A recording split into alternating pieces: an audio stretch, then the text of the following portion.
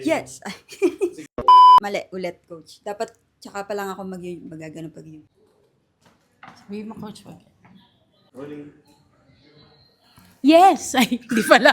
Hindi pala. Gaano ba kahirap gumawa ng content para sa ads? Akala ng marami, madali lang. Mag-video ka lang, lagyan ng music, tapos i-post. Pero ang totoo, bago ka mag-record, kailangan mo munang isipin.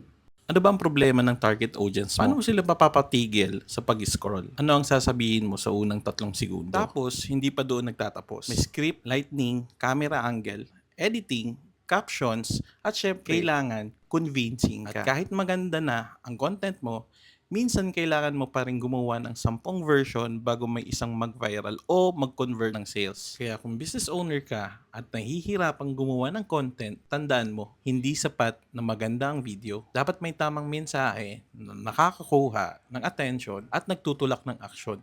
Magawak na para yan.